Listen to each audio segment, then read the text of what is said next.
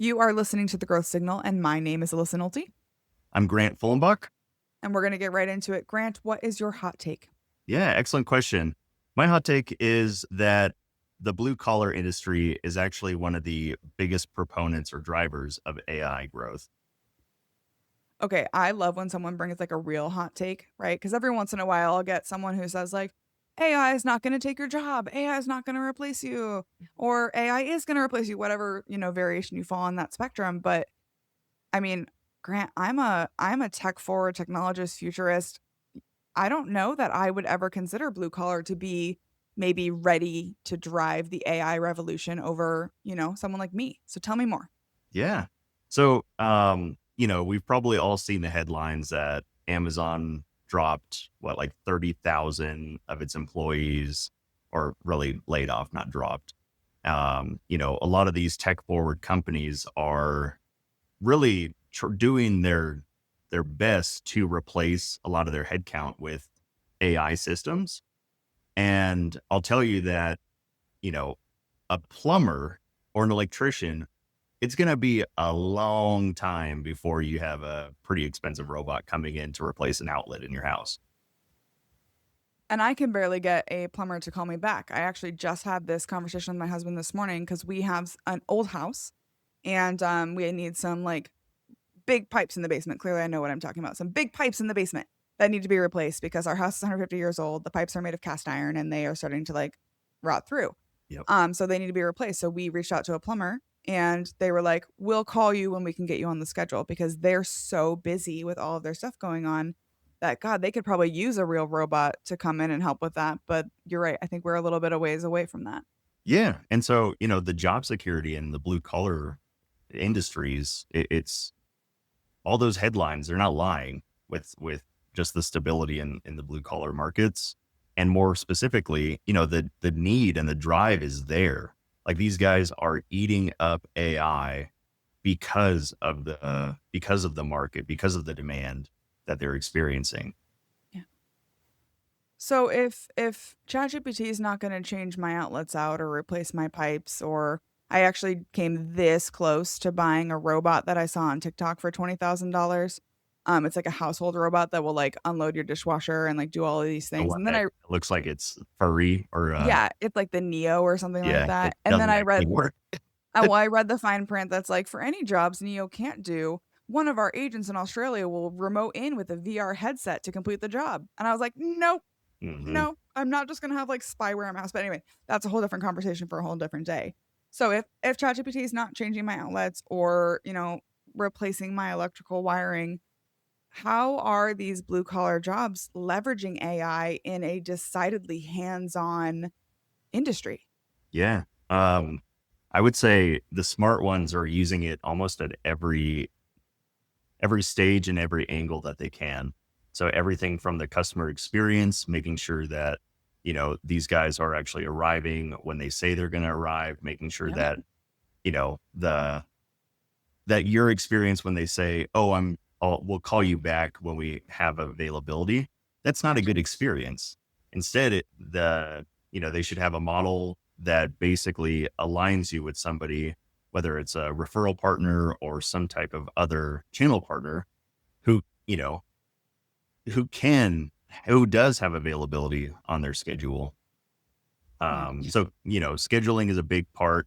Estimating is a really big part for, not just home services, but like design builders, for remodelers, Yeah. um, but also for, the guys who are installing your pipes, because that is a pretty big project. Yeah. And then, everything from that first initial outreach that you did all the way through a year after your project is done, having, an automation that reaches out, or 6 months after your project's done, just making sure that everything is still working as it should be. And then, you know, making those incremental touch points for ongoing maintenance over time. Yeah. I I have found too that I will pay, as a consumer, I will pay a premium for the good communicator. So I had a huge remodel project and I had two bids and one was significantly more expensive than the other, right? And you would say like the intuitive thing is to choose the cheap one, right? That's usually what we're all going for. but I'd gotten feedback from people saying, okay, option one, that's cheaper. They're not as good at communication. They do good work, but like you're never really going to know what's going on. Option two, more expensive, also does good work, but they are great at communicating. They'll update you every couple of days on the progress, what's coming up now, if they're on track, if they're behind, if they're ahead. And I said, okay, cool. I'd rather know. So we paid a premium for the same service just to have someone who was a good communicator. And that's not a natural skill that I feel like comes to some of these quote unquote stereotypical construction types. So, can AI be that equalizer for them to help them be able to charge a premium for a better service overall? Absolutely. That's a really strong point too. It's a true differentiator because if if you talk to people who've had bad experiences, mo- first off, I would say when you bring up the concept of remodeling your home, if people have gone through that experience, I would say at least 70% of the time they are talking about a negative experience.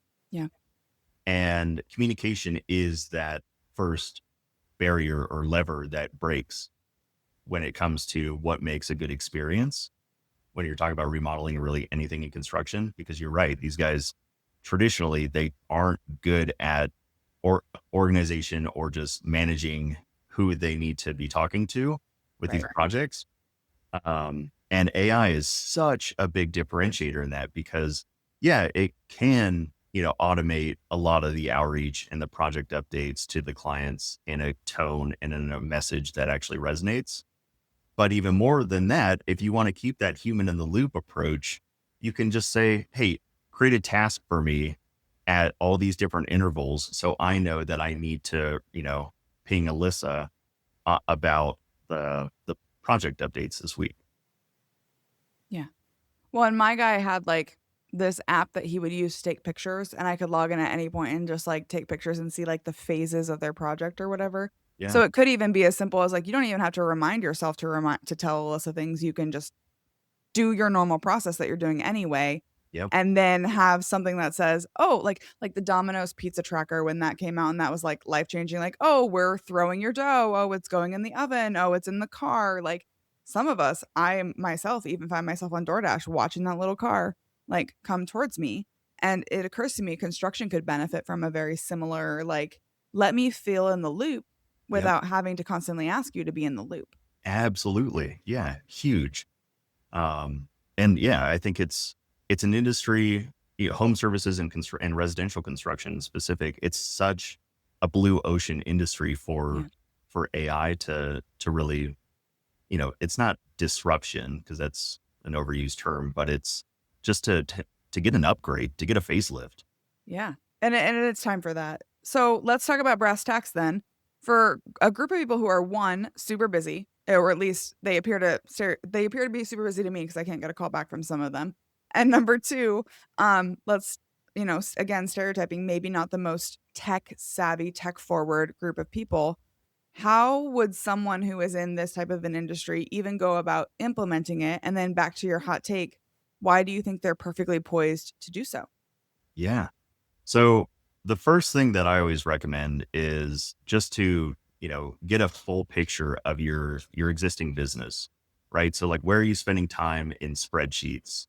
Where are you spending time writing down manual notes?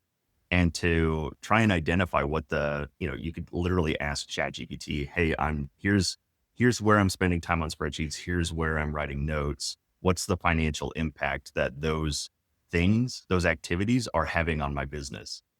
And just have a 10-minute brainstorm session, like, oh, because I wrote down the project updates on my little, note card and I accidentally didn't send it to Alyssa, that is actually causing me or costing me probably 3 future projects because I'm now giving her a lesser experience. So Right. just get an understanding of, take half a day and try and, interview the people on your team who work in the office or even some of your subs, if you're a GC, and get an understanding of, hey, where are you guys spending time in spreadsheets? Like, how do we make this workflow a little bit smoother? And just that alone, you don't need to even have the answer yet. just identify some of the problems.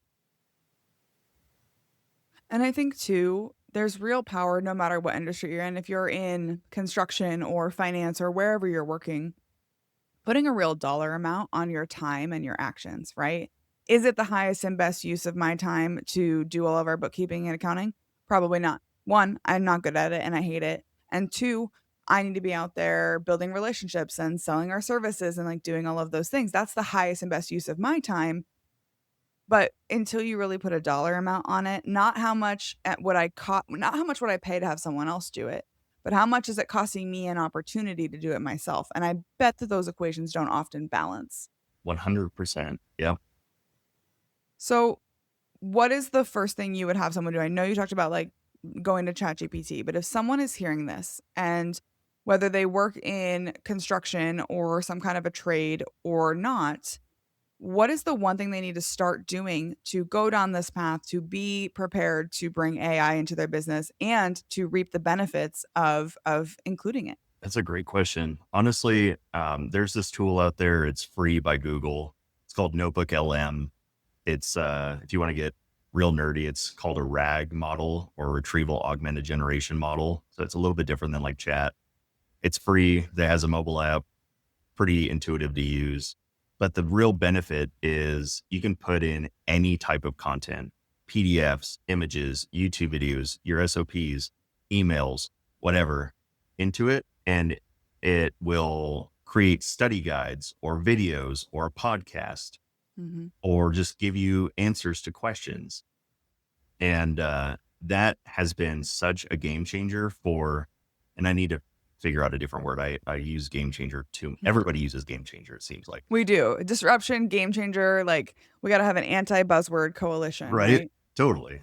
But no, Notebook LM is absolute. I think it's the GOAT when it comes to AI right now, because you can use it for so many different parts of your business, Yeah. and you don't need to be tech savvy. You can plug in YouTube videos into this thing and say, hey, what are the best takeaways from, how that guy, or give me a step-by-step instruction guide on the video that the guy replaced the electrical box. I haven't done a whole lot with Notebook LM, but that's a really interesting use case that I hadn't considered because when I was doing my bathroom remodel, we put in a steam shower because, I just had to be like one extra level of extra. And so we were like the only second steam shower that they had installed. And I was laughing one day because I'm like, oh, they're just like watching a YouTube video to figure out how to install this steam shower, this specific model, and like what are all the steps they need to do and what are the considerations. But you're right, they could have 100% tossed that into a notebook called, my address Yep. and included the things that I had in my quote and my way of working and the kinds of things that I asked for and what In notes your they had on Pinterest me board.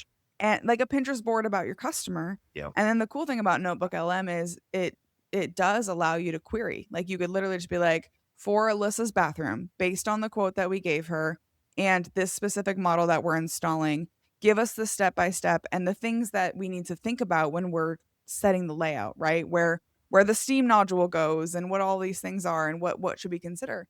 You're right. That is a really smart use case of a free right now tool that's very simple and easy to use. Yeah. It's one of those tools that, you hear about. The biggest use case is probably for students, Yeah. trying to learn, their courses really quickly. But there's so many applications that you can use it for. Anything that's client facing, anything that are, those small specific takeaways, like how does, what size of the steam shower are we actually, I'll give you another example. I got married back in October Okay. and we used it for wedding planning. I sent Smart. in all of our vendor contracts, all the details, all the transcripts that we had with all of our vendors. And I could just query it, like you said, hey, what's the size of the reception table? What's the size of the sweetheart table? Where's it going on the layout? And it would, Right. just spitball it. Well, and especially because it's not like the great thing about Notebook, and for those who haven't used it before, definitely get on. but it uses the sources you give it. So unlike ChatGPT, if I would say like, "Oh, what size is this space?" I'd be like, "Well, what space are you talking about? Let me go see what I can find on the internet." And then it might hallucinate and make something up at the end of the day anyway, and you don't have the right info. Like you can give it the sources and it uses the sources you give it as the only record of what they can query on and bring you Right. information back on. Yep. That's a really smart use case. I have not used Notebook LM in a while. It's been a hot minute, and considering the rate of change that all of these companies are going through, I'm guessing it's a lot better than it was. I think I used it maybe a year and a month ago, Yeah. probably. So Oh, it's probably gone through a lot of change in the last year. yeah. Definitely check it out. It is insanely impressive with what they've added into it. So we had a little bit of a pre-conversation and I creeped on your website just a little bit. And one of the things that I saw that you're offering is the ability to do a quick little assessment about whether or not you're ready to deploy AI.